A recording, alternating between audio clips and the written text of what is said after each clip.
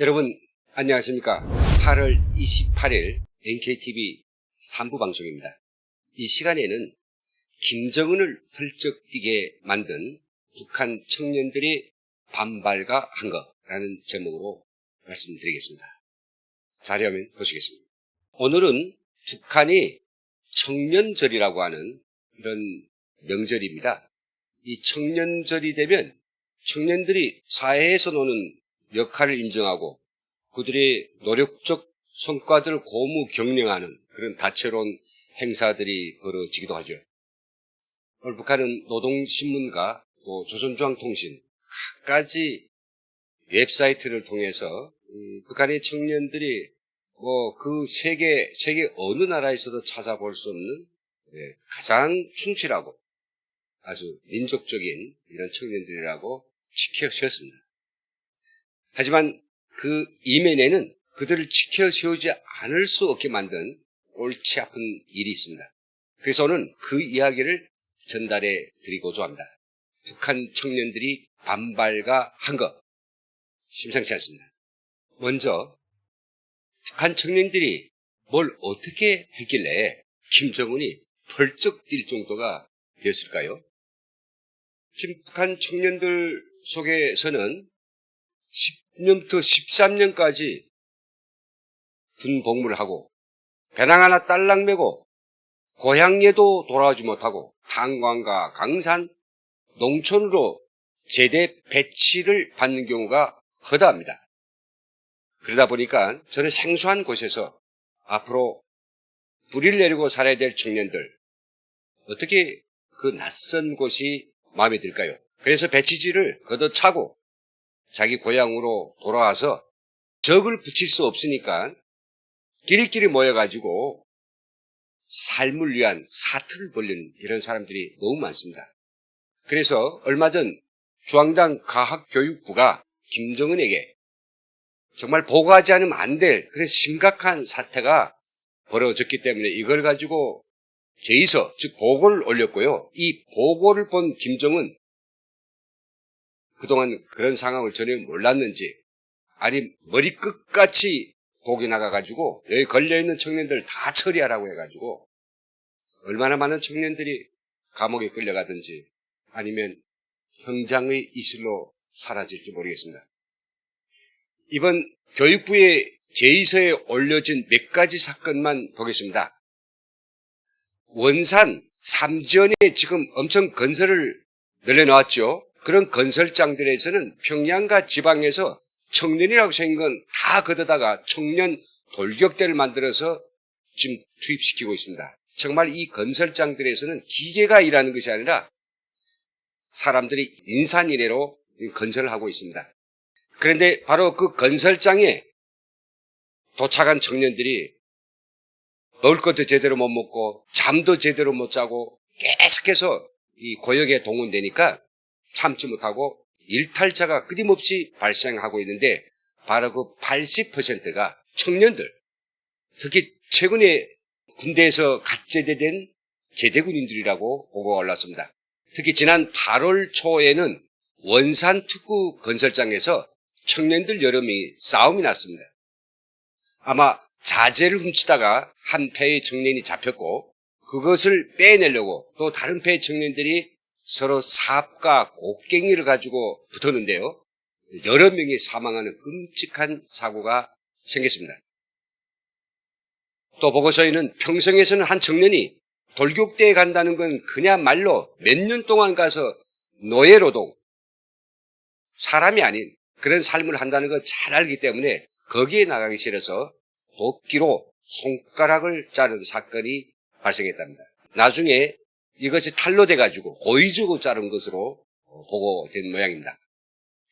그리고 또 이번 보고서에는 항일 투사 가족 청년들 배울 대로 배우고 북한에서는 나름 고위직의 생활을 하고 있는 그 부모들 등 청년들이죠. 이 청년들이 자기와 같은 나이 또래의 김정은 앞에서 제 부모들이 머리를 쪼아리고 완전히 허리 아래 숨이 없는 이런 모습을 보면서 모멸감을 느꼈고 끼리끼리 모여 앉아서 욕설을 한 것이 고위부 도청에 의해서 발각됐고요.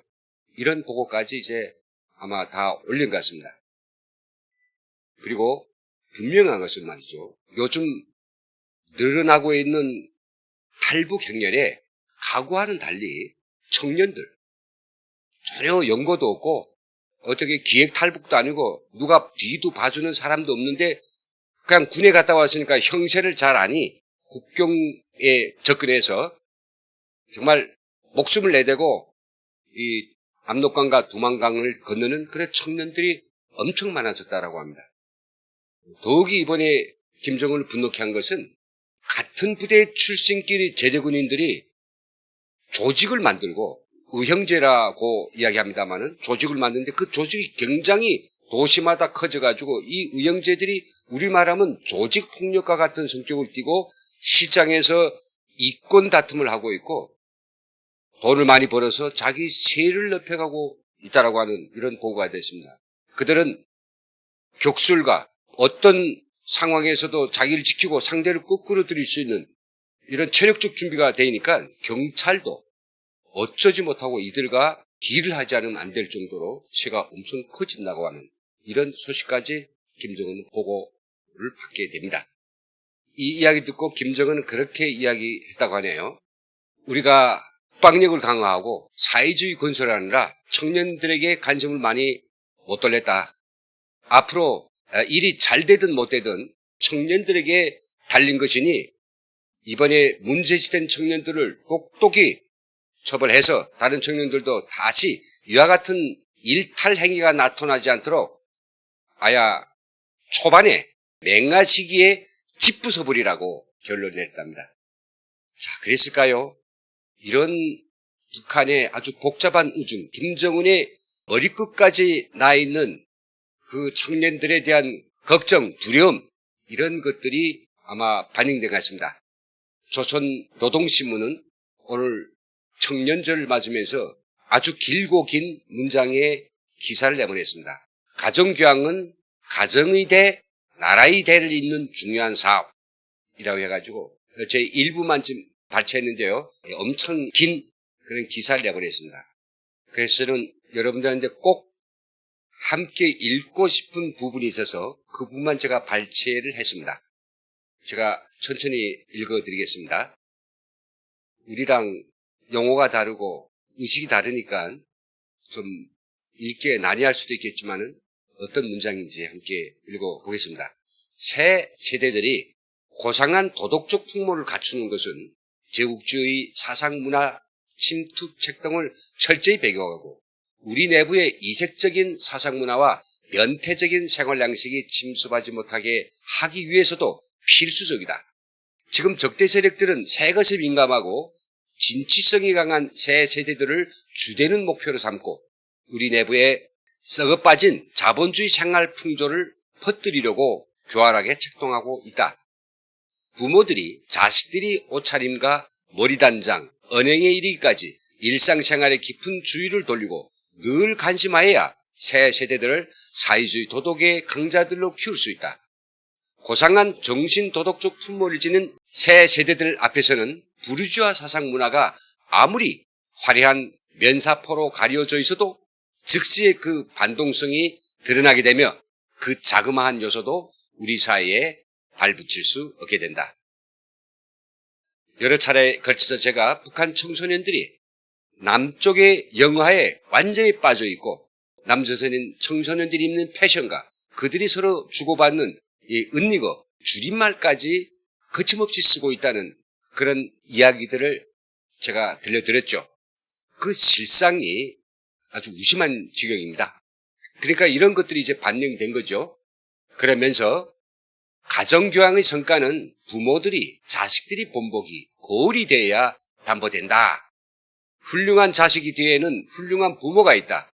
어릴 때 부모가 해준 말, 부모의 모범은 어른이 된 다음에도 일생 동안 잊혀지지 않는 법이다. 자녀들은 부모의 말과 행동을 거울로 하여 자기의 습관을 붙인다. 그러므로 말 한마디, 행동 하나가 다 자식들이 훌륭한 본보기가 될 수 있게 하여야 한다. 특히 일꾼들이 가정교양에서 수범을 보여야 한다. 학교 교육에는 방학이 있고 졸업이 있어도 가정교육에서는 방학이나 졸업이 있을 수 없다. 모든 일꾼들과 근로자들은 사회주의 위협 수행에서 가정교양을 강화하는 것이 가지는 의의와 중요성을 깊이 자각하고 사랑하는 아들, 딸들을 혁명의 골간, 나라의 기둥으로 억세게 키우기 위한 사업에 더 큰 힘을 넣어야 할 것이다. 그러면서 오늘날 우리 청년들 속에서 벌어지고 있는 일부 일탈 행위들은 철저히 제국주의 그리고 그 앞잡이들이 퍼뜨린 이런 반사회주의적 영향의 피해라고 조목조목 지적하면서 청년들을 원수들의 그런 선전에서부터 구해야 되고 그들을 앞으로 혁명의 기둥으로 키워야 한다며 별하별 언지를 다 하고 있습니다. 이 기사를 읽으면서 이런 이야기를 꼭 들리고 싶었습니다. 우리나라 청소년들과 북한의 청소년들 또 청년들의 의식 상태는 너무나도 하늘 땅 차이 다르죠. 물론 우리 사회에서도 청소년에 대한 가정교육이 중시되고 있고 또 누구도 가정교육의 중요함에 대해서 간과하지는 않고 있습니다만은 북한이 하고 있는 것처럼 태어나서부터 부모의 행동, 부모의 언행, 부모의 생활을 보면서 어른으로 되어가는 우리 청소년들 정말 이 기회에 우리 남한의 부모님들께서도 자기 자녀들에게 이 나라가 어떻게 굴러가고 있는지 한강의 기적을 마련하고 세계 11위 경제 강국으로서 이렇게 자유롭고 평화롭고 부유하던 우리 대한민국이 오늘날 어떤 지경으로 처해 있는지 학교에서 전교조 선생들이 이야기만 애들의 토로가 되지 않도록 우리 부모님들께서 정말로 올바른 이야기 그리고 정의로운 이야기를 많이 해 주시기를 부탁드립니다. 이 시간 여기서 마치겠습니다. 감사합니다.